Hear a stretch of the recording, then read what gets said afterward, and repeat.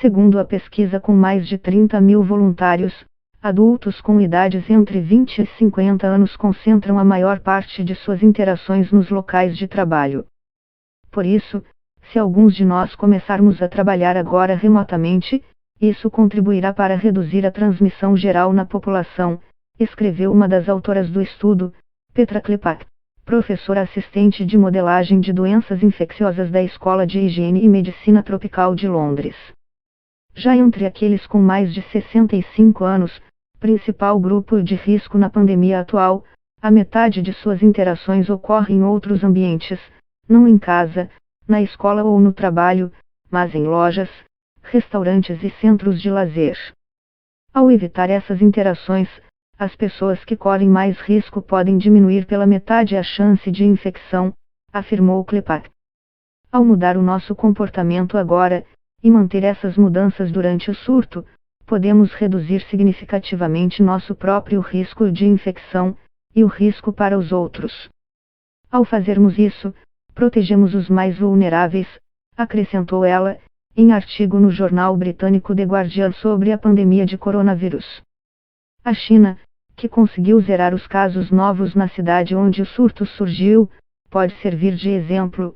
Uma das principais medidas adotadas ali foi isolar pessoas com suspeita de Covid-19 dos seus familiares, porque quase 8 em 10 casos novos surgiam dentro de casas onde as pessoas estavam isoladas. Por meio de um aplicativo no celular, as pessoas monitoravam e registravam todas suas interações sociais, com quem, onde e como, física ou verbal.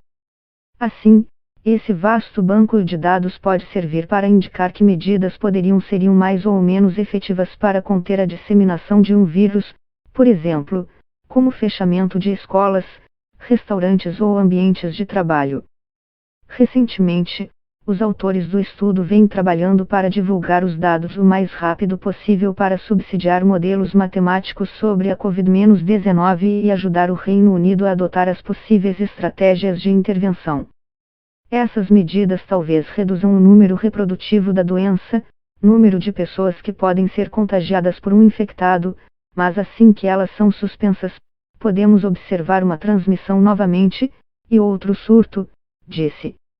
Klepak atenta, portanto, para a importância da ação individual para reduzir a transmissão do vírus e diminuir sua propagação, limitar o número de infecções e reduzir a pressão sobre o sistema de saúde, para que todos que precisam de cuidados médicos possam ser assistidos.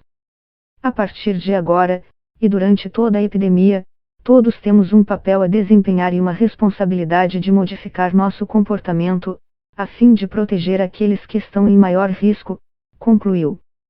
Na opinião de Klepak, o cancelamento de grandes eventos, o trabalho de casa e o fechamento de escolas são medidas benéficas que visam reduzir o número de contatos entre as pessoas, cada uma delas uma oportunidade para transmitir uma infecção. Serão necessárias medidas mais severas para reduzir as infecções a níveis baixos o suficiente para manter a pressão do sistema de saúde a longo prazo. Como indivíduos, todos devemos reduzir o número de pessoas diferentes com as quais entramos em contato diariamente e estar preparados para fazê-lo por um período prolongado de tempo, defende. Enquanto Espanha, França e Itália colocaram toda a população em quarentena, o Reino Unido ainda não forçou nenhum tipo de veto a contato social. Não havia fechado escolas até meados da semana passada, por exemplo, uma das primeiras medidas tomadas pelos países europeus mais afetados pelo vírus.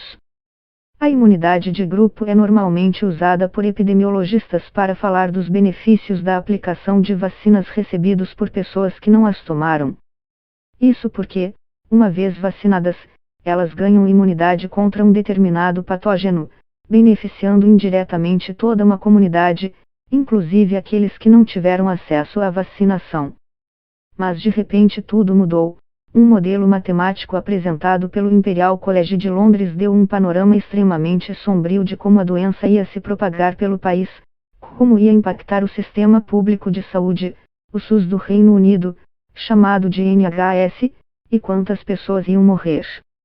E a mensagem não poderia ser mais clara: Ou mudava-se a estratégia ou mais de 80% dos habitantes iriam ser infectados e mais de 250 mil pessoas iriam morrer por causa do novo coronavírus, mesmo se o sistema puder atender todos os pacientes infectados.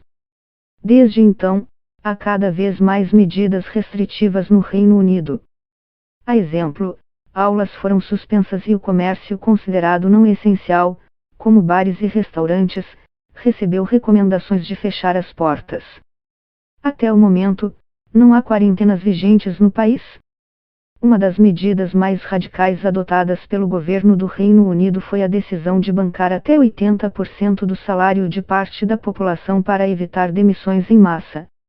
Os dados do estudo do Imperial College de Londres mostram que a estratégia de supressão, que é a mistura de todas essas políticas restritivas de distanciamento social, reduziria em 2/3 a demanda por atenção médica por parte dos serviços de saúde no ponto mais alto da crise e é a política correta para responder à pandemia.